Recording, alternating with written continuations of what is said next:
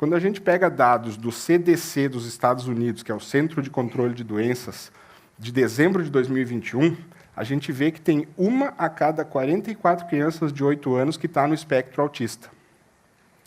Se a gente passar isso para a população brasileira, dá em torno de 4 milhões e 500 a 5 milhões de crianças com autismo nessa estimativa. Além de divulgador científico e pesquisador, eu também sou uma pessoa com autismo. Isaac participou do TEDx Unicinos há cerca de um mês. O tema era recomeços. Ele é analista de dados e esteve conosco algumas vezes explicando as estatísticas da pandemia.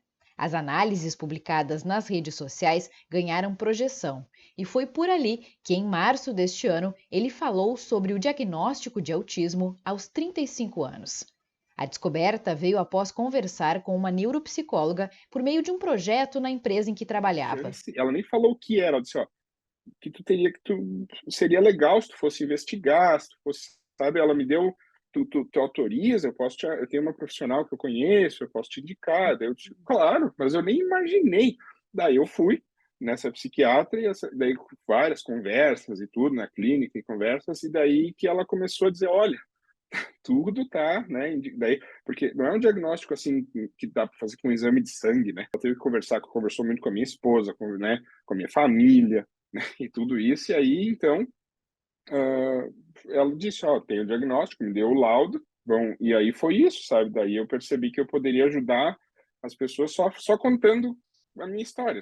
Nas memórias, os sinais. Os sons incomodavam, os abraços eram difíceis. Ele acredita que a obesidade, ainda na infância, contribuiu para o isolamento e mascarou muita coisa.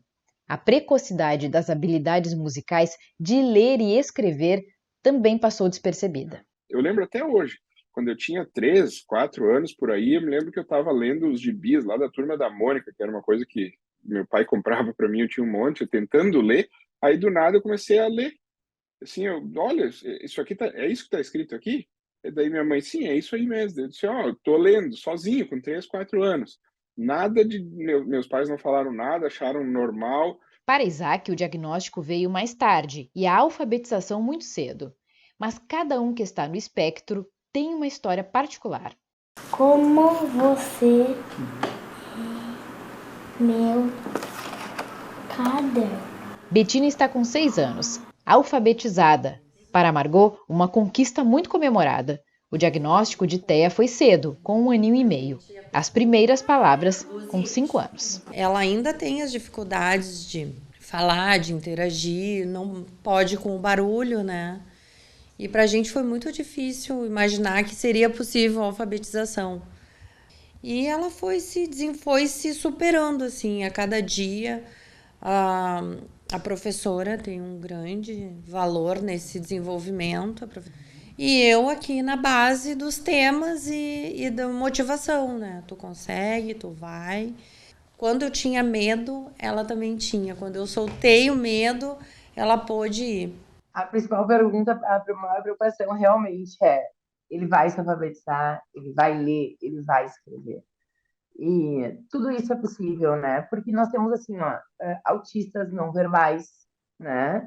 Que conseguem, através de multigestos, suportes visuais, fichas, conseguem se alfabetizar.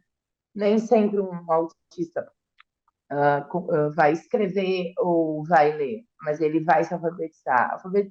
Alfabetização é uma leitura de códigos, né? Quando está muito fora, né, desse caminho, né, do que é convencional, tem que se observar, assim, com um plano especial, né, individual, com acompanhamento psicopedagógico ou pedagógico, tudo é possível. Cada criança terá um tempo de aprendizagem. O TEA tem diferentes níveis e o desenvolvimento das capacidades também está relacionado ao acesso às terapias e a direitos já estabelecidos em lei, como a do atendimento educacional especializado. O direito é garantido, entende? Então, é difícil, porém não impossível, né? Quando tu olha para o indivíduo, para o estudante, tu consegue sim, né, elaborar e conduzir a alfabetização de uma maneira plena, que não traga traumas, que seja legal para a criança e que seja legal também para a família, que cria muita expectativa em torno disso, né? Ver a evolução da criança é